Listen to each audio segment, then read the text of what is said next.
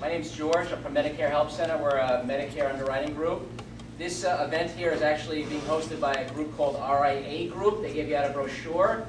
They help to support the distribution of Medicare programs in the local area. So if you have a brochure, you can talk to them after the event. They handle everything that we don't handle. I'm going to go through some specific rules and everything you need to know about in this event. We're a regulated entity under federal law through the Medicare system.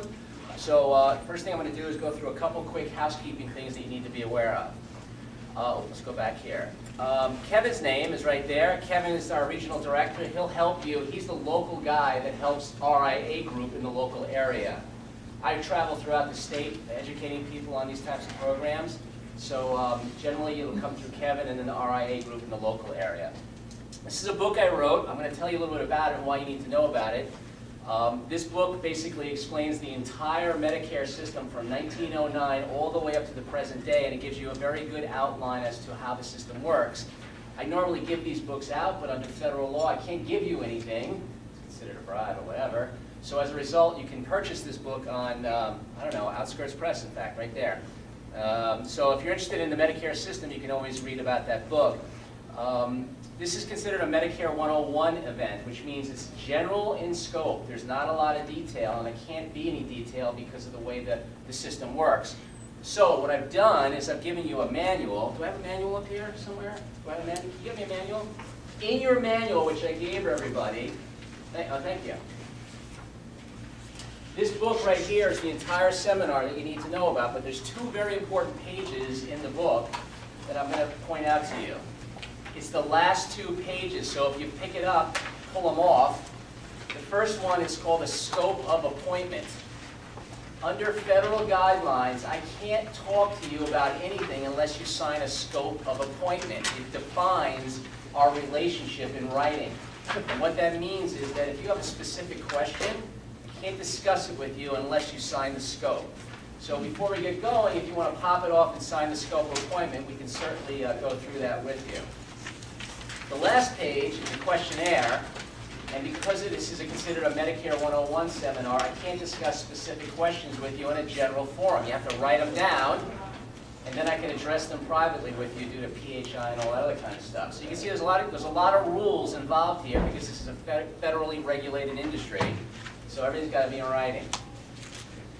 Let's go over here. Okay, so all your questions you write down in the questionnaire after you sign the scope so I can discuss those questions with you. Any questions so far? Can't answer that. All right.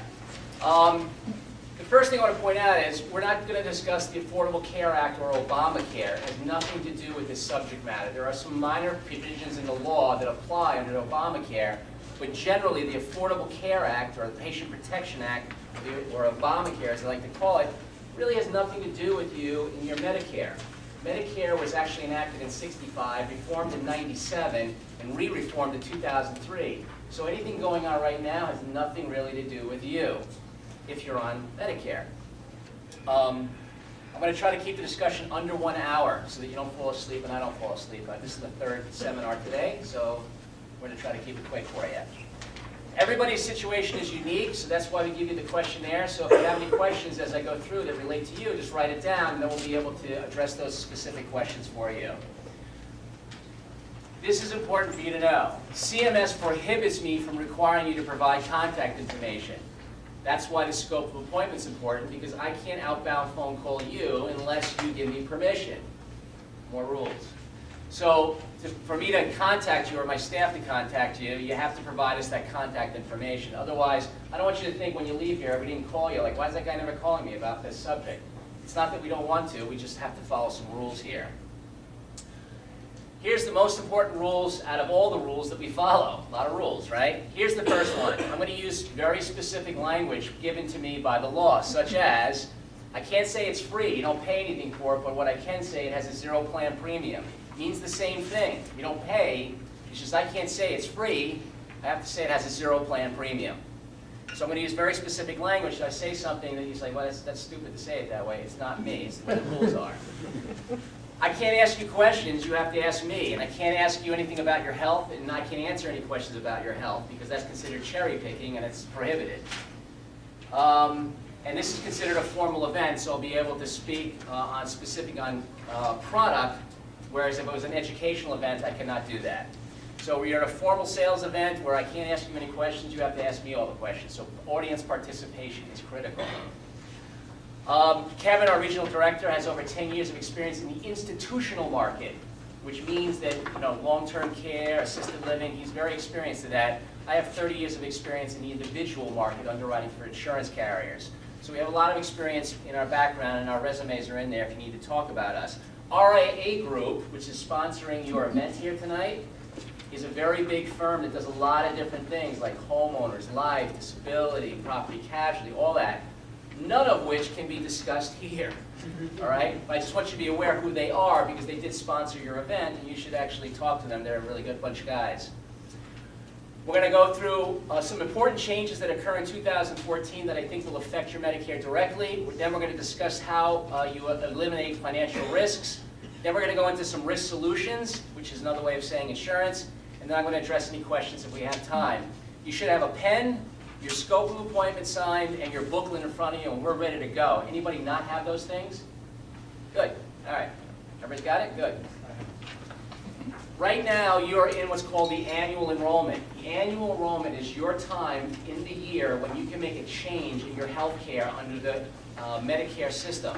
So between October 15th and December 7th is when you can make a change.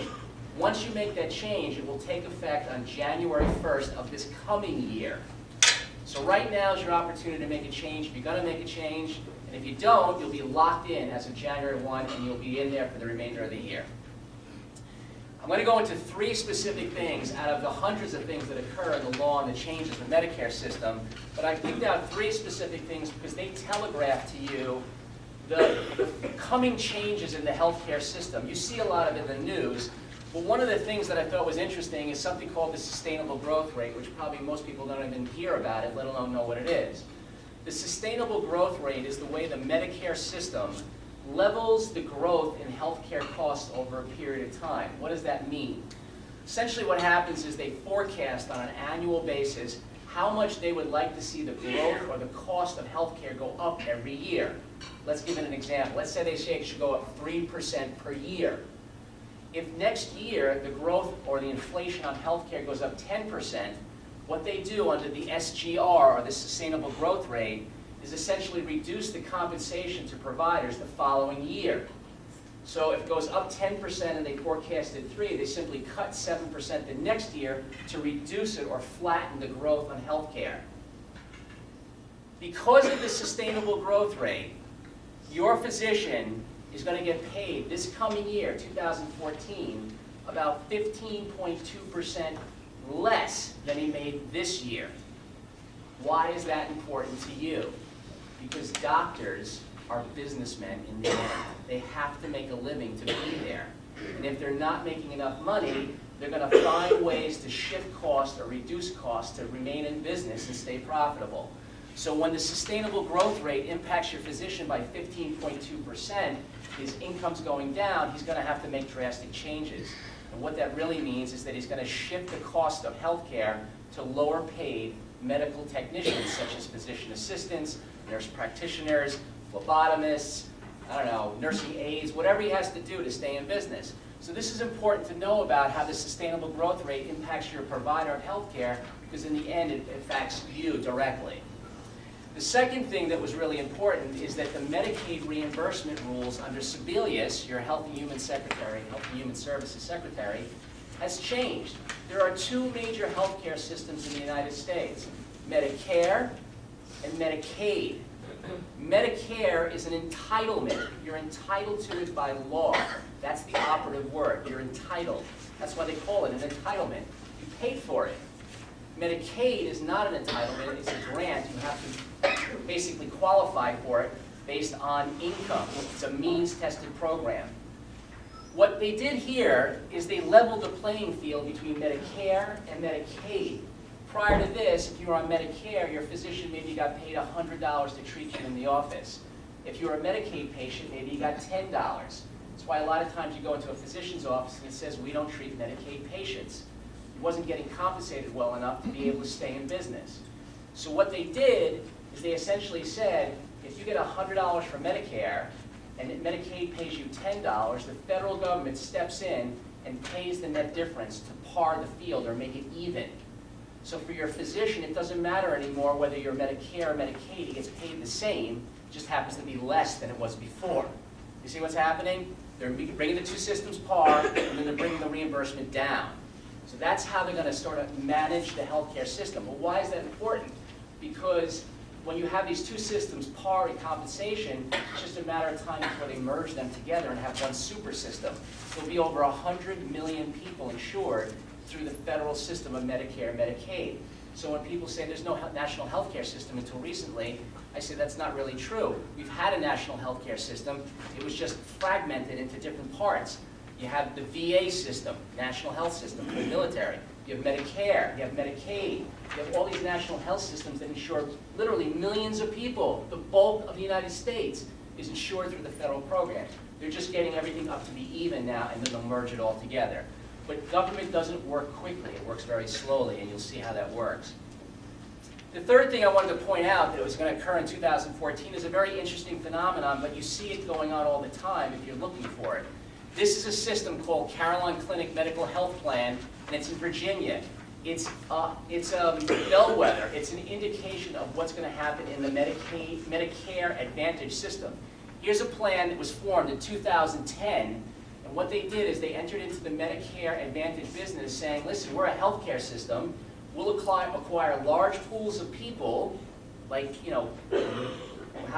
just large pools of people who have to use a network of doctors who contract with this system. The reason why this is important to know about managed healthcare plans is when they acquired these people, what they did is they turned around to physician groups called IPAs, Independent Physician Associations, and they negotiated lower contracted rates than the Medicare rate, get another reduction in cost. What they essentially do is they say, listen, I have 10,000 members in my plan.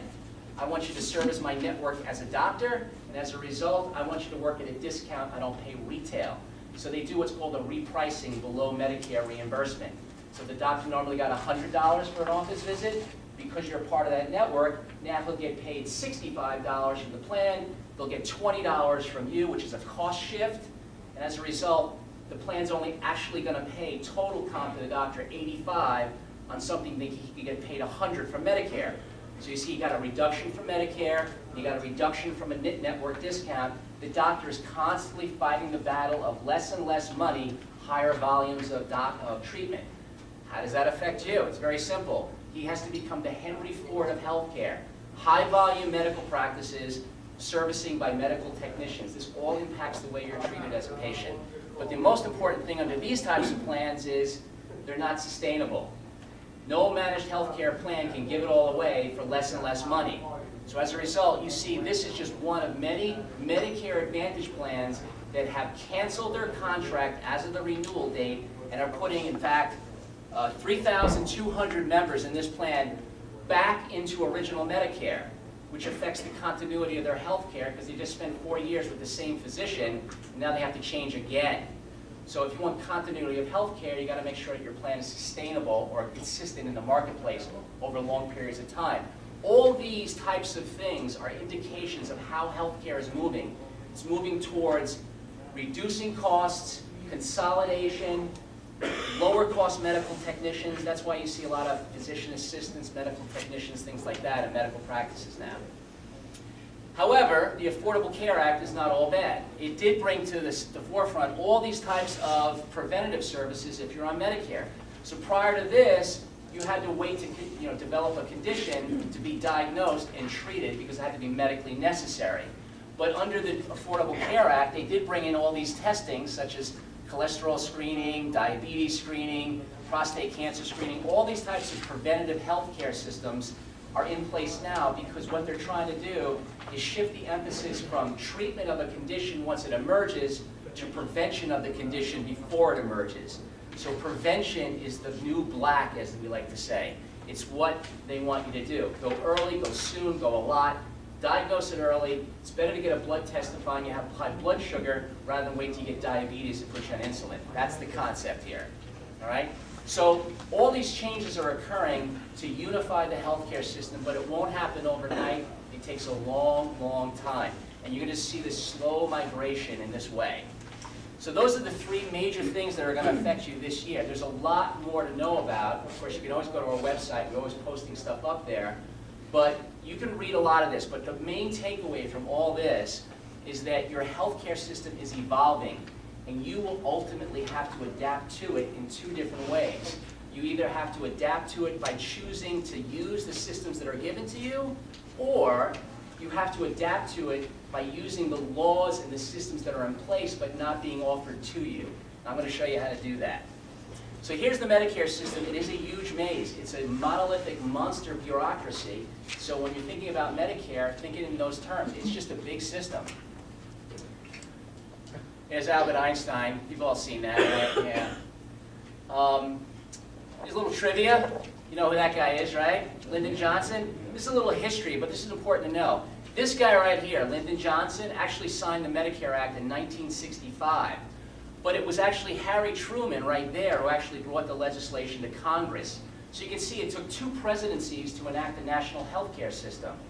But it wasn't these 2 guys who actually came up with the idea of national health care. National health care dates all the way back to 1909 under Theodore Roosevelt, who initially initiated a plank on his platform for presidency saying we should have universal health care across the country for everybody. And he didn't even come up with the concept. It goes all the way to Otto von Bismarck in 1889 under the German Medical Act. So you can see healthcare, or universal healthcare, is a long-standing concept for governments to implement. It's just taking a long time, but that's the way they work. Another interesting factoid, he's the first Medicare recipient in the U.S. country. And there's the second one right there as well. So there's some perks to being president, I guess, right? Now, when Lyndon Johnson signed the act, there were 2 parts, A and B. And again, you got to look to the backstory to understand how healthcare evolves. You see here, Part A is hospitalization, and Part B is your physician, anything outside the hospital. But notice here, they are government-run programs. They're a huge, massive federal bureaucracy that manages your healthcare on an ongoing basis. So when government initially initiated the Medicare system, it was a government-run program. But then along comes 1997, and what do they start to talk about? You probably don't know if you remember in the news. They're saying, oh, the Social Security system's going bankrupt. We have to start to do something, the federal deficit. And our good friend Bill Clinton, under the Balanced Budget Act, signs in 1997 the Balanced Budget Act that initiates Medicare Part C, which used to be called Medicare Plus Choice, and then evolved into Medicare Advantage plans. Very careful. Think about the words they use.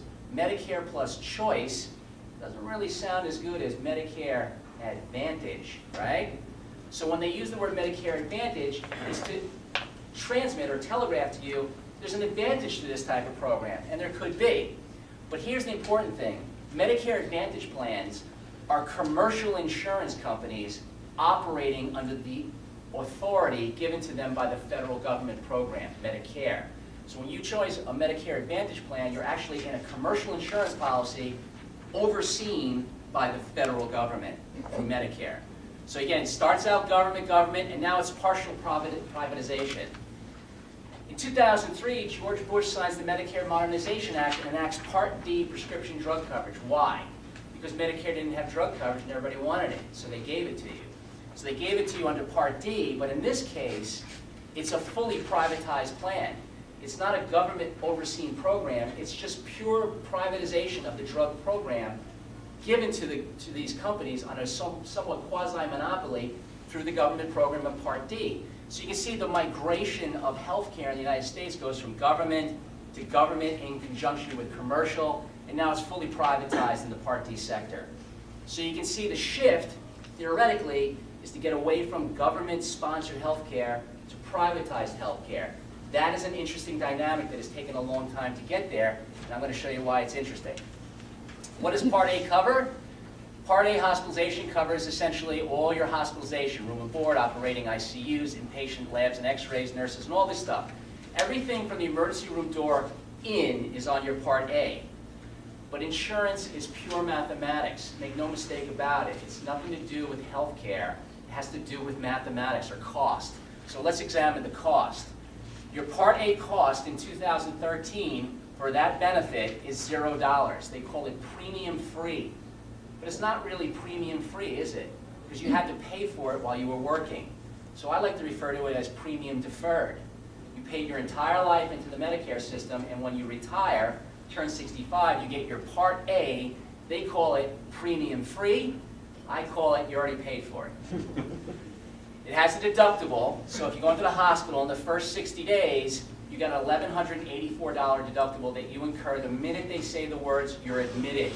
Once they say you're admitted, you're on the hook for $1,184.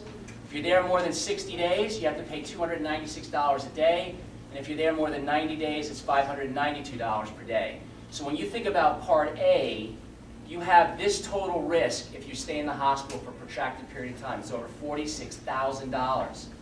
So that's why people are like, it's good coverage, but I need secondary coverage. So we're going to examine that. Part B covers all the stuff from the emergency room door out. It's the ER door out. That's your physicians, your diagnostics, your ERs, your speech and physical therapy, and now your preventative services, cholesterol screening and so forth. What is not covered under your Part B is all these types of things: dental, hearing, vision, gym memberships, various other incentives, acupuncture. These are a lot of things that people look for and are pelted with in the Medicare Advantage market. They say, listen, we're a commercial carrier. We can provide all these same benefits as original Medicare plus possibly additional benefits, and that's what they throw at you as a hook. So you got to be careful. These are not provided by original Medicare. The cost is very clear. You pay $104.90, I rounded if someone wants to know. It's about $1,258. You have a deductible of $148, but here's the most important thing. Your coinsurance is 80-20 under the Medicare system, Part B. That means they pay 80, you pay 20, unlimited. There's no cap, there's no capitation, there's no stop loss in Medicare. If you have $1 million claim, you're going to pay $200,000 under Part B, straight original Medicare. But if you have no claims, there's your total cost on an annual basis, about $1,400. So Part A and B is good, but it's not complete coverage. If anybody's entering into the Medicare system, I'm going to skip this a little bit. Anybody entering into the system right now? No? You are? Okay, well, let's go back then. This is important for you to know. Depending on the month that you were born, if you're turning 65, as an example, let's just call it November. You have your initial enrollment period, which means you have the month of November, 90 days prior to it, and 90 days after it to enroll without penalty. So if you were turning 65 in November, you had, let's see, August, September, October, all of November, December, January, February to enroll. If you miss that date and don't enroll in your Part B, you have to wait all the way until the general enrollment period, which occurs in January. That means you became disqualified in February, you got to wait all the way to January of the next year. You'll go 11, 10 months without insurance, enroll, and then they'll enter you in July 1 of that year. That means you have a huge gap in your insurance. So it's very important that you understand the IEP and enroll when you're eligible within that 7-month window. If you miss it, you could potentially disqualify yourself for a long period of time going uninsured. And if you're 65, there is no way to get medical insurance over 65 from a commercial carrier. It's Medicare or it's nothing generally. You could qualify for a special enrollment if you're disabled. And if you have that situation, you're disabled, give us a call and we'll be able to help you through that. But disability under special enrollment periods qualify you within an 8-month period. So let's talk about prescription drug coverage, Part D. This is the way it kind of looks for everybody. It's very complicated. There's lots of plans in the marketplace. The most important thing for you to know about prescription drug coverage is the carrier who's offering it is not relevant. Not relevant. What is relevant is whether or not your drugs are covered, and I'm going to show you what I mean. I'm going to go right to this slide here because this really outlines the drug program. There is a federal drug program. It's the mandate. It's the way the system was outlined in the law, and this is what it looks like, but this is not what you see in the commercial market. What it looks like as designed by the law is very simple. It has a $310 deductible in the calendar year, January through December. So all your drugs, the first $310 you pay. After that, you have $2,850 worth of prescription drug coverage, of which the plan pays $75 and you pay $25. It's a percentage, not a co-payment. But what can happen here is your drug company who offers the plan masks this portion. And what they do is they put something over that says it's not 25% coinsurance, it's $5 generic, it's $30 brand name, it's $45 non-preferred brand name, and so forth. They mask it with a co-payment format versus a percentage format. Why? It's just simply more appetizing to you. Nobody wants to pay 25%, but everybody's willing to pay $10. It's palpable for you. So as a result, this is the way the plan is designed by law, but you never see this type of plan design. It's always a co-pay plan. Once you get to $2,850 worth of prescription drugs, the plan is supposed to pay in this format, and you enter into the donut hole. The donut hole is when you're paying the full price of the drugs until you reach a grand total of $6,455 of consumption, and then you're supposed to only pay 5% of what they call catastrophic limit. That is all masked as well. But the important feature about the donut hole, and everybody asks me every year, is there a plan that covers this portion of the drug plan where I'm not covered at all? And the answer is no. There's no plan that covers anything in the donut hole. But here's another important factor about prescription drug coverage. Consumer demand, or you, the general population, can force change in health care. And the way you did it, not you specifically, but the way the Medicare beneficiaries did it, is they said, listen, when we hit the donut hole, we don't want to have to pay out of pocket. We want coverage in that. So what happened is the federal government went and instituted this program here. It's fuzzy math. What it really means is, when you're in this period, you've gone through your $2,850 worth of prescription drugs, and you enter into the donut hole where you're supposed to pay 100%, what they'll tell you now, again, language is everything, is they're closing the gap. They're eliminating the gap. What they're really doing is this. Every year, as you go along, for example, in 2014, when you buy $10 worth of prescription drugs in the donut hole, right here, you reduce this gap here by $10 on paper. But you're only going to pay $7.20 for a $10 drug. You pay 72% of it. So what they're effectively doing is they're doing fuzzy math. They're giving you $10 of credit, but it's actually only costing you $7.20. And that goes on every year, as you can see, as a descending percentage, until 2020, when you buy a $10 drug in the donut hole, you will only pay $2.50 for it. $10 drug costs you $2.50. So it gets you through the donut hole, but for real dollars it's $2.50. What does that mean? It really means this. They didn't close the gap. What they did is they made it the same as here. You follow that? That's important to understand. They're not eliminating the donut hole. They're just bringing the initial coverage limit up to the catastrophic by reducing the percentage you pay every year until you're paying 25 cents on the dollar for a prescription drug. All right? So prescription drugs, this is a very confusing field, and there's a lot of plans. You've got to be very, very careful. Here's what you need to know about your drug plan. The drug plan you choose is only as good as the formulary that's attached to it. So when you're choosing a drug plan, it doesn't matter what the carrier's name is. It could be big carrier, little carrier, they're all regulated. What's important is that your drug is in that formulary.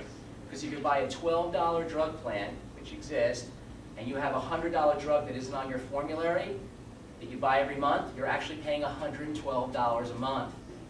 With me on that? So that's important. Your drugs have to be in the plan. If you're paying out of pocket, it's all part of your total cost. If you make more than these income limits here, you're going to pay additional premium every month. So if you're making more than $214,000 a year, A, I want to talk to you. Okay. But you're going to pay an extra $66 a month. Prescriptions are everywhere, but one of the things you need to know about is something called the Pharmacy Assistance Direct Program. Every drug that you have, or it is manufactured, has a pharmacy assistance program. What that means is that manufacturer has a program where you can get that drug at low to no cost if you qualify under the rules they set down. Lots of drug programs. So any drug you're taking that's not on your formulary, you should seek out a pharmacy assistance program. We can tell you where they are.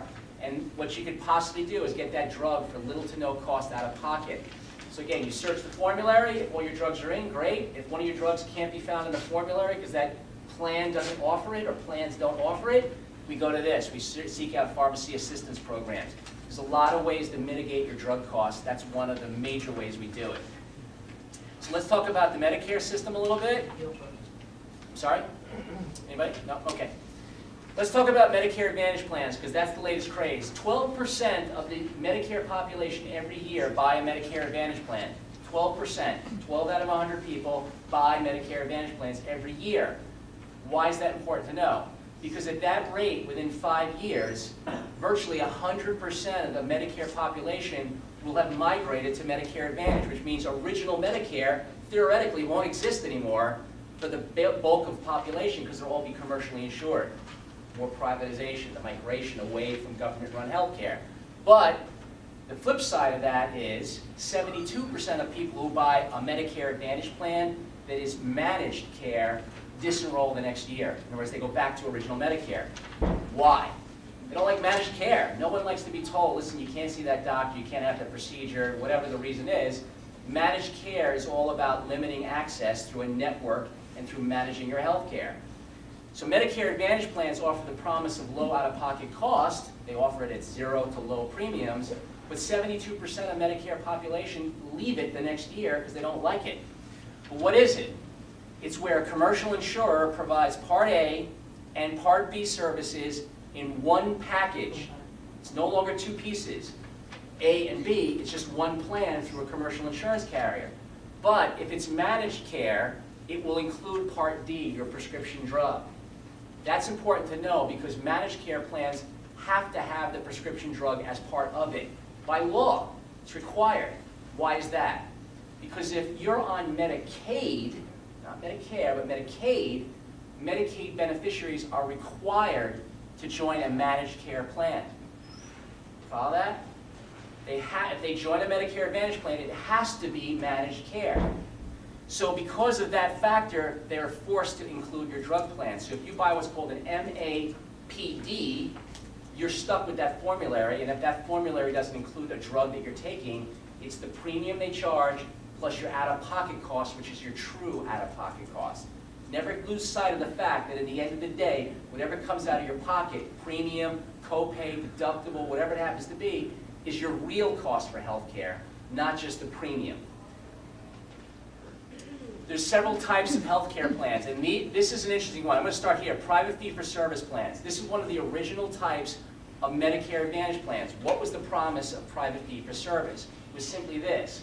A private fee-for-service plan allowed you to see any doctor, any hospital, anywhere in the entire country, as long as, and here's the key words, the physician was willing to accept the terms and conditions for payment under the plan. In fact, when we sold these types of plans, the law specifically said to us, we had to state to you, the doctor has to accept the terms and conditions for payment. Again, language is important. What does that mean? It means when that doctor treated you, he accepted a lower payment than what he was allowed under Medicare. That was the whole concept. Private fee-for-service negotiated his fee down. That's why these plans, right here, don't really exist anymore. There's a few left around, but it's very hard to find a private fee-for-service plan. Why? Because the physician could just say, I don't want to work for less than I can get, hence I'm not going to treat you. So having a private fee-for-service plan defeated its entire purpose of allowing you to see any doctor, no doctor would take it. So they don't really exist anymore. That's the migration of the healthcare system. The two predominant animals right now are PPOs, preferred provider organizations, and HMOs. A PPO is a preferred provider organization. What it means is you have a network of doctors who have contracted with the plan to work at a repricing below Medicare's rate under the promise that they will be driven patients. They don't have to acquire them. Patients who belong to a PPO can see doctors in the network for a co-payment, $20, $30, whatever it happens to be. But PPOs also say to you, don't worry. If you want to go out of the network, knock yourself out, go see any doctor you want, we'll just charge you a higher copayment or reimburse you less. Well, if that's the case, you can see any doctor you want, why have the network in the first place, right? It's a network plan, it's a managed healthcare plan for a reason. The reason is very straightforward. The actuary who priced the plan based it on the fact that doctors would work for less. So if you're going out of the network, you're throwing his actuarial calculations off, and you can see that migration of the cost impacting plans very clearly in the next couple slides. HMOs are the next type of managed healthcare plan, and they are becoming the dominant animal. Why? Well, first of all, if you're on Medicaid, which there's lots of there's over 50 million Medicaid people, and they're on Medicare, they join a health maintenance organization, they're forced into the managed care format. They have to take that. So HMOs are the predominant animal in what's called the dual eligible market. People on Medicare, Medicaid, because by law they're required to have managed care. But HMOs are highly restricted. You cannot use any doctor you want. You have to use the doctor in the area provided. And if you want to see Dr. Frankenstein and he's not in the network, you're out of luck, unless you want to pay cash out of pocket. If you want to do that, what's the point of having health care, right? So when you have an HMO format, you're restricted to those doctors only unless it's a bona fide emergency. Plus, these two types of plans, because they're networked, work regionally. If you move around and you're outside the network, you're out of luck. You have no coverage unless it's a bona fide emergency. So it's very important to understand that in these types of animals, managed healthcare plans, they're regional, they're networked, and you have to stay within the system to maximize the benefit. If you exit, you pay a penalty. The fourth type of plan is called an MSA. An MSA has only been around for a couple of years, but it has existed in law since 1997 on the books. MSAs, or medical savings accounts, are unique animals in the Medicare world. They are consumer-directed health care. They're not managed health care. There is no network attachment to these plans. You can see any doctor, any hospital, anywhere in the country, as long as it is a Medicare-approved provider. The difference here is that because it's consumer-directed health care, you have to direct your health care. You have to decide the who, the when, the where of what doctor you see and when you'll see them. You're not going to have an administrator telling you, hey, you need an MRI, you can't get it, go get an X-ray. I'm going to explain those in a minute. The things that Medicare Advantage plans offer to entice you are health club memberships, transportation, vision, dental, hearing. These are all supplemental benefits over and above original Medicare that you may or may not want to choose. How does a Part C get paid? Everybody asks me, why do they do it? Why do they make money? How can they do it at zero premium? Well, it's very easy. Private insurance companies contract with Medicare. They privatize the healthcare system, and they're paid a monthly rate called the regional benchmark rate. So what happens is when you join a Medicare Advantage plan, that plan is paid a monthly plan premium from Medicare to deliver all the same rights, privileges, and benefits as original Medicare to you, and they alleviate the federal system of your liability. It's no different than your home or your auto insurance. When you pay a premium, that carrier receives the risk and takes it on for that monthly income. And here's what they get paid in 2014. If it's a standard rate, meaning if it's just a one-star plan, they get paid $773 a month to deliver all the health care to you.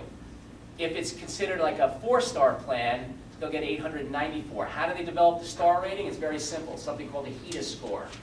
A HEDIS score is where they look at all the plan's aspects, how long people stay in it, the complaint ratio, how they pay claims, all these things. There's 50 measures in a HEDIS score, and they develop a star rating based on this scoring.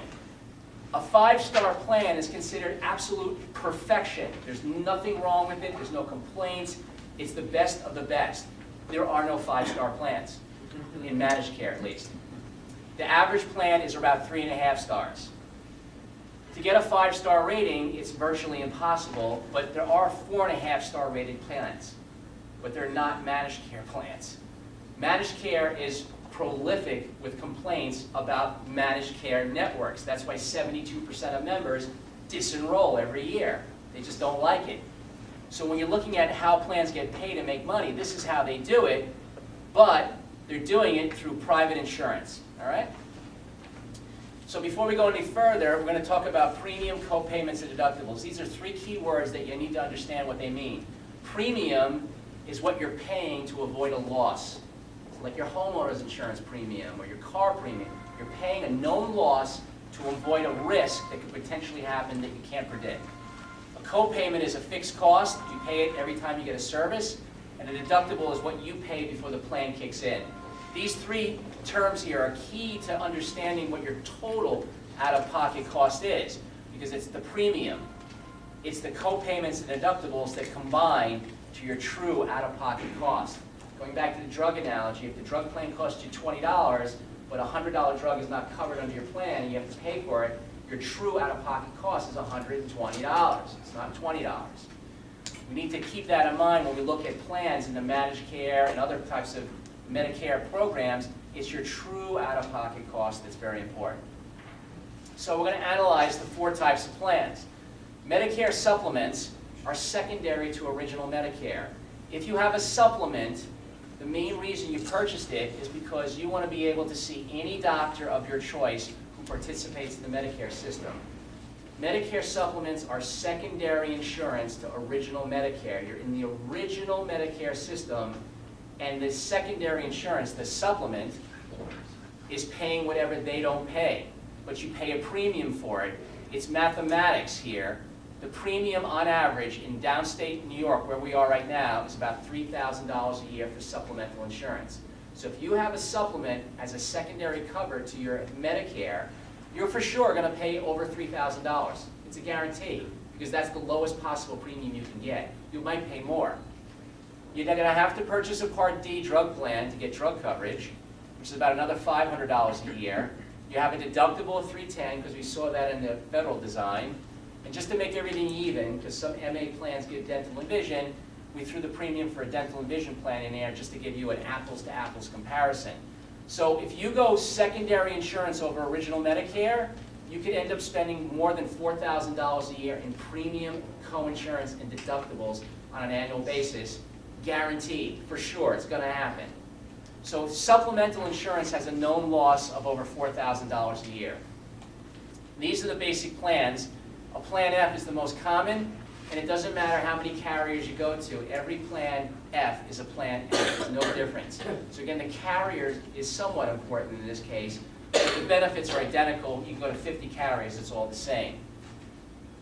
Let's see. Here's a PPO plan. What I did, and I'm going to point some important stuff out for you. The PPO, as you recall, if you remember, allows you to go in the network, or they promote the fact that you can exit the network if you want to. You just pay more, a higher co-payment, a higher co-insurance. Here's the most common, I can't mention any names, but here's the most popular PPO plan in the region. 2 years ago, this premium, which is now going to be $50 in 2014, was $0. Last year it was $38. This year it's becoming $50. You see, over 3 years, it's migrated from 0 to 38 to 50. It doesn't sound like a lot of money, but on a percentage basis, it's huge, because they have hundreds of thousands of members in their plan. So when you think about a plan imposing a $50 deductible on, say, 100,000 members, that's a lot of coin. But what it tells you is that the plan is not actuarially sound. It's losing money, so as a result, they're shifting cost to the beneficiary, you. It's just a cost shift. They miscalculated the premium from 0. They should have been charging more to stay solvent. They realized that in the second year, they impose a premium. They realize it again, they impose a premium. And in fact, probably next year, this plan will be eliminated. That's most likely what's going to happen. Because they'll only go so many years losing money, and then they'll just eliminate it. It includes your Part D, which is where they claim that the bulk of the premium is going. It's the prescription drug side of the equation. I put dental and vision in there, and here's the most important thing. You see right here? $4,500 was the maximum out-of-pocket. In other words, if you had a claim of $1 million last year, you could potentially pay with deductibles and co-insurance combined $4,500 before the plan would pick up at 100%. This year, they nearly doubled it to $8,500. That's just another That's just another indication of what's coming. Because when the plan says, listen, we can't raise our premium $200, let's make it $50, but now we're going to cost shift to you again by raising your out-of-pocket limit from $4,500 to $8,500, it's just mathematical gymnastics. They're telling you in advance, this plan is not solvent, we're losing money, we need to shift the cost back to the beneficiary and away from us. And that's essentially what they're doing. So under this particular plan, a very popular plan, you could potentially pay over $9,400 out of pocket if you have a serious illness or claim. That's important to understand because you don't buy insurance for the cold or flu. You buy it for the heart attack, the heart transplant, the $500,000 claim. That could be your exposure. HMOs have the same problem going on. They went from 0 to $44 last year, now to $84 a year. They've doubled in premium. It's a 100% increase. Imagine you've got a 100% increase in your Social Security retirement benefit. That'd be great, right? That's what they did. They doubled the premium. They went from $44 to $84, which is $1,000 a year in premium. They include your Part D, dental and vision. Their max out-of-pocket went from $3,400 to $4,900. It's a significant percentage increase. The most important thing here is that your exposure is almost $6,000 under this plan. So when you're thinking about an HMO, which is a restricted network, you can't go out of it, again, more cost shifting, higher premiums, higher out-of-pockets, it's all being shifted over to the beneficiary. Here's a medical savings account. This plan came into being in New York State in 2011, got marketed in 2012, and 2013 is really the first year it's going to make a big push. These are unique consumer-directed healthcare plans. When I say consumer-directed, it is not managed care. It's a unique provision under the law, and the thing that's interesting about an MSA is that you can see any doctor, any hospital, anywhere in the entire country, as long as it's a Medicare-approved provider, which you have to use anyway. So when you have an MSA account, you essentially have total control over the who, the when, the where of your healthcare delivery system because there is no managed care involved here. It's any doctor. The premium, by law, the way the law is designed, is $0. They don't charge you a premium. So as a result, there's no premium increases to worry about because the plan disallows it because of the way it's provisioned in the law. You have to buy a Part D. Part D is not included with an MSA. Why?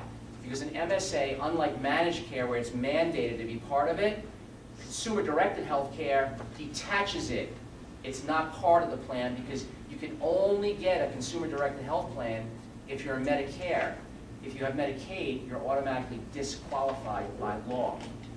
That's an important provision to understand because the reason the MSA was designed is because it has to put you at risk with the plan. Managed care, you have no risk. You pay a premium if you pay anything at all. You just pay co-payments as you go along.